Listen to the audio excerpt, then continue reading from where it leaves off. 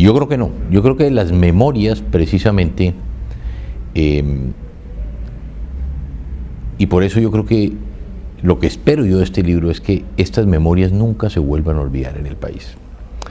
Por cosas de la vida me tocó a mí una serie de hechos que modificaron la historia de Colombia, o que fui protagonista de la historia de Colombia. Yo soy el primer secuestrado político de Pablo Escobar.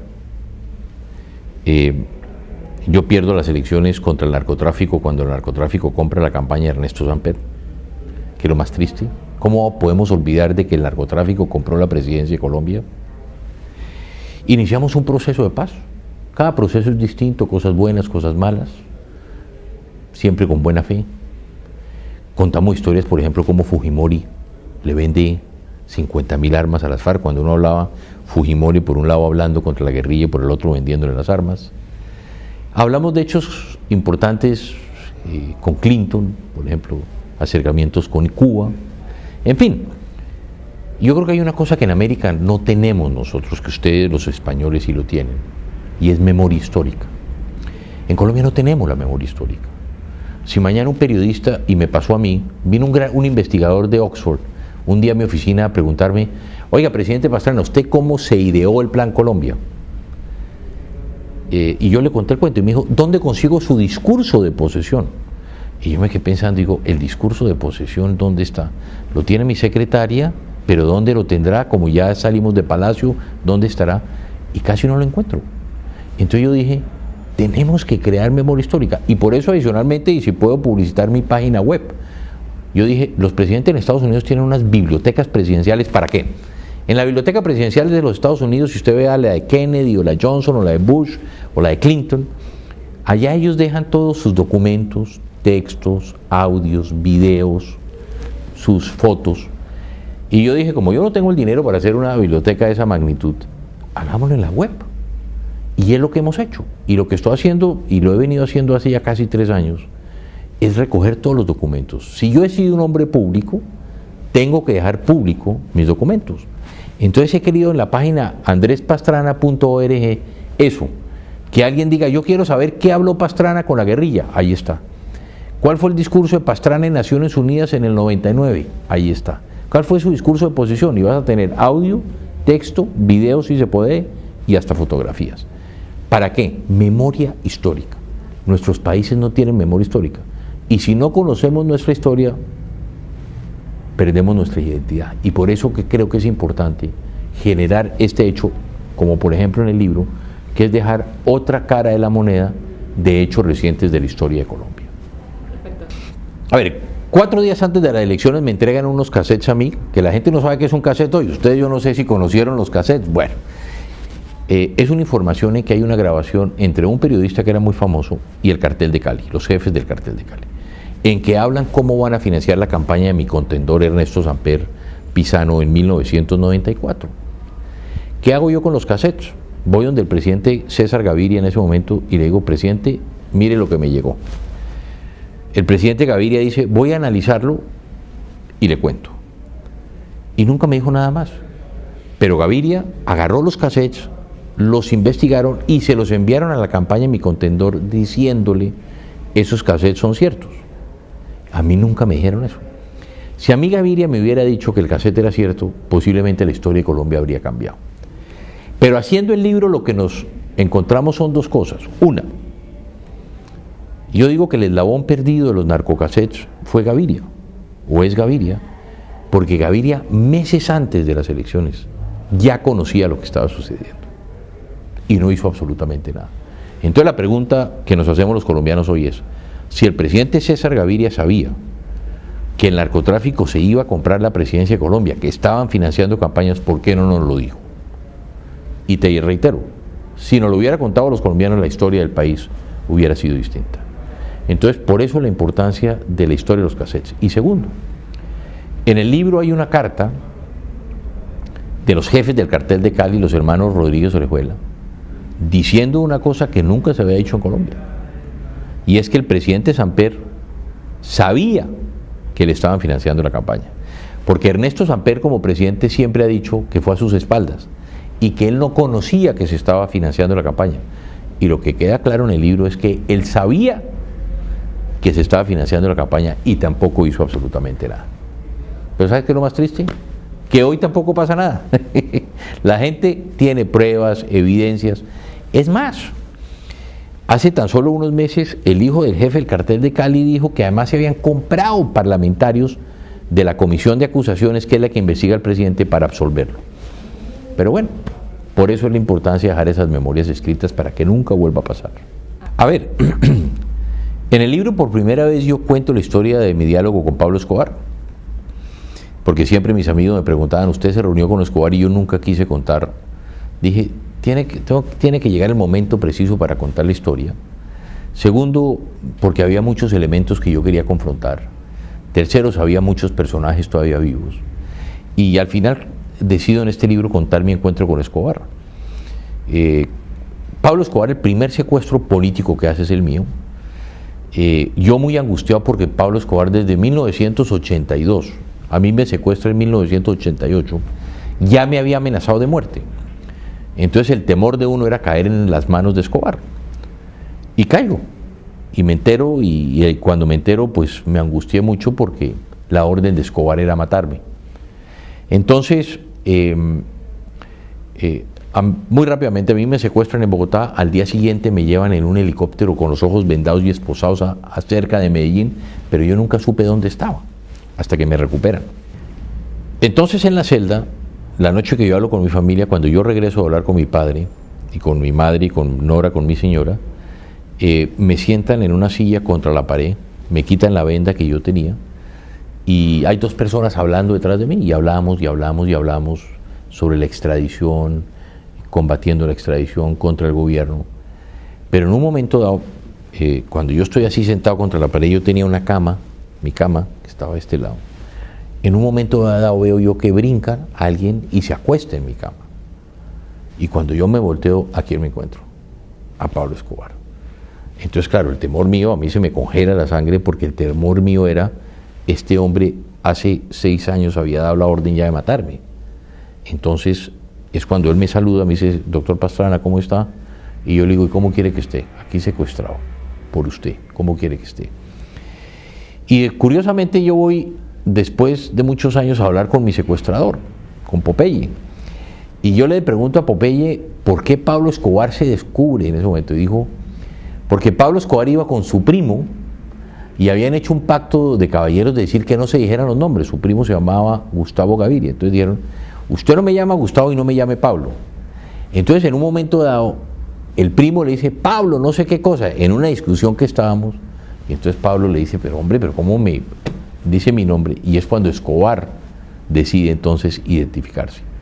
Pero yo no había caído en cuenta que el primo le había dicho Pablo a él. Y es ahí cuando descubro ya que llega Escobar, y ya ahí nos quedamos, eso debió ser hacia la medianoche, y nos quedamos hablando como hasta las 5:30 de la mañana. Pero hablamos de la extradición, hablamos de los americanos, hablamos del negocio de la droga, hablamos de su familia, hablamos de sus hijos, hablamos de sus hobbies. Entonces es interesante en el libro, y la gente se preguntará, oiga, ¿y por qué el presidente Pastrana tiene esto? Porque él me dio un diario. Entonces yo escribía, y escribí todas estas cosas. El diario, después de mi secuestro, logro recuperarlo, y está conmigo, está en mis manos, y por eso es que tomo todas estas notas. A ver, cada proceso es distinto. Yo creo que cada proceso es distinto. En el caso nuestro, yo siempre le propuse a Tiro Fijo por qué no hacíamos las negociaciones fuera de Colombia, para que fueran más discretas, como lo está haciendo el presidente Santos. Inclusive el presidente Aznar y España nos prestó su territorio para eso, pero ellos nunca quisieron. Yo creo que la gran diferencia, hay muchas diferencias, pero como digo, cada proceso es distinto. Mi proceso fue un proceso público, un proceso muy abierto. El país y el mundo sabía que estábamos negociando. Yo no sé si usted sabe que todos los sábados, por Televisora Nacional, transmitíamos 4 o 5 horas sobre los temas que íbamos a negociar. Por ejemplo, íbamos a hablar del medio ambiente. El sábado comenzamos a las 8 de la mañana, hablaba la guerrilla, hablaba el gobierno, pero hablaba la sociedad civil.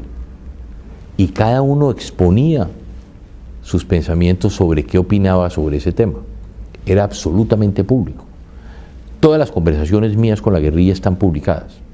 El presidente Santos toma la decisión de hacer un proceso distinto, discreto, callado, en La Habana, y como le digo, yo no, si usted me pregunta hoy a mí, ¿qué están hablando? Sabemos de qué hablan, pero no qué se está discutiendo. Y yo, que soy un hombre de paz, la única crítica que hago es que en este momento hay campaña presidencial en Colombia. El presidente en este momento está actuando es como candidato. Entonces la preocupación que tenemos los colombianos es, como el proceso es secreto, ¿qué está dispuesto a entregar el presidente Santos a la FARC para que lo reelijan presidente? O lo que es más grave, ¿qué le va a pedir la FARC a sabienda que Santos necesita de ellos para reelegirse? Entonces yo he dicho que este proceso, o bien, se debe haber tomado un proceso de esperar a ver qué iba a pasar en las elecciones, una tregua, si se puede decir, o un receso. O segundo, invite a los candidatos presidenciales a la mesa, para que ellos puedan hablar también con la guerrilla, y que cada uno pueda conocer qué está sucediendo, porque no lo conocemos los colombianos y el país. No sucedió nada de eso, pero hoy en día todavía es más grave porque puede que Santos no se reelija. El presidente Santos tiene hoy un 25% de popularidad, y hay candidatos que le ganan en la segunda vuelta. Entonces eso sería muy grave, porque sí sería bueno que los candidatos conocieran qué se ha negociado y ojalá lo continuaran, pero que tuvieran ese conocimiento y que los colombianos tuviéramos la transparencia de que el presidente no está entregando nada para ser reelecto. Es que fue muy interesante porque lo que hicimos nosotros cuando yo llego al gobierno, no teníamos un ejército. Simplemente le voy a dar una cifra. Entre enero del año 1998 y agosto, que yo me posesiono, hubo más de 1000 secuestros de soldados y policías. Estábamos perdiendo la guerra. Entonces, cuando yo voy a hablar con Tiro Fijo, yo le digo a Tiro Fijo en la mesa de negociación, le digo, oiga, Tiro Fijo, yo quiero hacer la paz, pero voy a crear un ejército para la guerra o para la paz. Y lo voy a fortalecer, para la guerra o para la paz. Y usted toma la decisión para qué quiere que lo use, o para la guerra o para la paz. Y fueron 4 años de un esfuerzo muy grande. Creo el Plan Colombia, fortalecemos las fuerzas militares como nunca. Y fortalecer las fuerzas militares, a veces hay que explicarle a la gente, eso no es como si mañana voy a un almacén y me compro una corbata y digo, esta corbata me gusta, deme una azul, una verde, una roja, una, lo que quiera, amarilla. No, un proceso de fortalecimiento.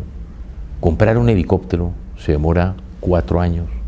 Comprar armas, comprar botas, comprar uniformes, comprar tiros, comprar bombas, aviones, es un proceso muy largo. Y ese fue el proceso de 4 años que hicimos nosotros. Cuando rompemos el proceso, recuperamos la zona en 48 horas, recuperamos nuestro territorio y le dejamos al presidente Uribe un ejército. Y afortunadamente el presidente Uribe continuó 8 años de fortalecimiento y lo ha continuado el presidente Santos con el Plan Colombia 4 años más. Entonces, esa política que hice yo, de tratar de dialogar con la guerrilla, fortalecer las Fuerzas Armadas, las fuerzas militares, ha permanecido en el tiempo y nos ha permitido tener hoy un ejército mucho más fuerte que ha permitido acorralar en buena parte a la guerrilla en una parte del territorio nacional. A ver, nunca se trató por la fuerza porque nosotros desde el primer momento en que se secuestra a Ingrid, hablamos con su marido y con su familia y ellos dijeron que no querían operativos militares. Segundo, lo que es triste que también contamos en el libro es que a Ingrid le dijimos, no vaya a ir Ingrid, te van a secuestrar. Ojo, se lo dijo el comandante de la brigada, el comandante de la división, su jefe de seguridad, sus guardaespaldas, y Ingrid optó por ir y por eso la secuestran. Después, como contamos en el libro, le proponemos a la familia si hacemos operativos militares y la familia nos dice no hagan absolutamente nada, respetamos esa decisión. Nosotros seguimos haciendo operativos. Hasta hay una historia en un momento dado, que el comandante del ejército me dice, sabemos dónde está Ingrid y está con un grupo importante de miembros del secretariado de las FARC. ¿Actuamos o no actuamos? Y era una decisión muy difícil, porque una recuperación en la selva es muy complicado, porque la vida de los secuestrados corre mucho peligro. Una cosa uno es caminar en un piso, otra es caminar en la selva, que cualquier movimiento, cualquier rama, a centímetros, a metros, puede conllevar al asesinato o a que maten a alguien. Entonces, con informaciones del ejército, del comandante del ejército, que es curioso, porque el comandante del ejército es hoy el que está en La Habana sentado con la guerrilla. Me dice el comandante del ejército, el general Mora: presidente, tenemos a Ingrid Betancourt en la mira, está con unos miembros del secretariado. ¿La recuperamos o no? Dije, al máximo cuiden la vida de Ingrid, y si es posible recuperamos, y como estaba con miembros del secretariado, pues hagan ese operativo. Y nunca supe más. Nunca más volví a saber qué pasó. Hasta hoy el comandante nunca me volvió a decir qué fue lo que sucedió. Pero no se hizo el operativo. Por lo menos di las instrucciones para que hicieran el operativo, pero nunca supe su resultado. Bueno, Fujimori descubrimos nosotros los colombianos que están vendiendo 50.000 armas a la FARC, AK-47. Hicimos todo el seguimiento de una operación que nace en Jordania, después con la compra de los fusiles, hasta llegar a la selva de Colombia y posteriormente con el pago que se hizo a miembros del gobierno de Fujimori. Este era un operativo que estaba orientando y que estaba liderando Montesinos, el jefe de seguridad de Fujimori, y el propio presidente Fujimori. Y lo que es increíble pensar es que Fujimori busca acabar con Sendero Luminoso, pero por otro lado les está entregando 50.000 fusiles. Entonces, explíquenos cómo es esto. Y yo creo que ese hecho conllevó en buena parte a la salida de Fujimori del poder, que es una investigación hecha por colombianos. Fuimos nosotros mismos los que descubrimos esto que sucedió en Perú, y que es un hecho que todavía falta mucho por aclarar. Inclusive, le voy a contar una historia. Yo le pedí cita a Fujimori antes de escribir el libro, porque yo quería conocer su versión. Porque a mí siempre me llamó mucho la atención que Fujimori, entonces yo quería que él me contara por qué.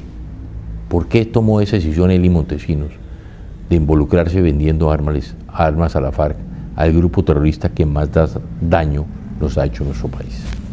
Bueno, Clinton fue un hombre muy importante para Colombia. Con Clinton diseñamos, implementamos el Plan Colombia. Posteriormente lo continuó el presidente Bush y hoy lo continúa el presidente Obama. Cada vez nos dan menos recursos, cosa que yo estoy en contra. Porque el Plan Colombia básicamente tiene una filosofía que es la de la corresponsabilidad. ¿Corresponsabilidad en qué? En la lucha contra el narcotráfico. ¿Por qué hablo yo de corresponsabilidad? Porque yo le digo a los americanos, ustedes se consumen la cocaína y nosotros la producimos. Pero los que estamos poniendo el dinero somos nosotros y no ustedes. Entonces, si queremos acabar con este dilema y con este problema, ponen los americanos, tienen que poner los europeos, que no han puesto tampoco. Y esas fueron las cosas que llamó la atención. Europa, al comienzo del Plan Colombia, decía que era un plan militar y por eso no colaboró. Y había muchos planes sociales. Y yo les dije a los europeos, ojo que la droga viene para acá. Y fíjese, España terminó siendo el mayor consumidor de cocaína per cápita. Hoy en día es Inglaterra. Entonces hay que tener mucho cuidado con eso. Entonces, lo que yo le estoy diciendo a los americanos y a los europeos es, puede que Colombia la produzca, pero ustedes la están consumiendo. Entonces todos vamos a poner para acabar y erradicar este problema que es común a todos nosotros. A ver, las encuestas ahora, acabamos de terminar las elecciones parlamentarias. Las encuestas le están dando al presidente Santos un 25% en primera vuelta y un 35-37% en segunda vuelta. Yo creo que el presidente Santos no gana en la primera vuelta presidencial. Y eso no es bueno para un presidente que se está reeligiendo. Hoy en día hay 5 candidatos, por lo tanto es difícil tener esa mayoría en primera vuelta. Está el presidente Santos, está Marta Lucía Ramírez de mi partido, conservador, está Oscar Iván Zuluaga del Centro Democrático, el partido del presidente Uribe, está hoy Clara López y Aida Bello, que se fusiona a la izquierda democrática en Colombia, y está Enrique Peñalosa por Alianza Verde. Hoy el presidente pierde en la segunda vuelta ya contra Peñalosa y queda muy cerca de Marta Lucía. Entonces, el factor, en política todo puede pasar, porque en política Wilson decía que una semana es muy largo para política, y es verdad. Entonces aquí puede pasar de todo. Entonces hay que esperar, pero en este momento, si usted me dice eso, no gana el presidente Santos en primera vuelta, esto puede cambiar en una semana o 15 días. ¿Por qué? Porque la campaña apenas comenzó hace 3 días, el lunes. Entonces, creo que lo que es importante es, la campaña se ha iniciado, y yo creo que estamos a 9 semanas de la primera vuelta. Mucho puede cambiar, pero en este momento yo creo que el presidente Santos va a una segunda vuelta. Y en esa segunda vuelta cualquier cosa puede suceder. porque si se unen los otros candidatos en contra del presidente Santos, pues lógicamente puede haber una mayoría. Porque si pasara Marta Lucía, como es el interés mío, Oscar Iván la respaldara y la Alianza Verde la respaldara, es difícil para el presidente ganar. Pero tenemos que esperar. Pero en este momento no es claro. Santos, lo único es claro es que no pasa del 30% desde hace más de 2 meses en las encuestas, no logra captar el voto en blanco y que la segunda vuelta puede tener dificultades.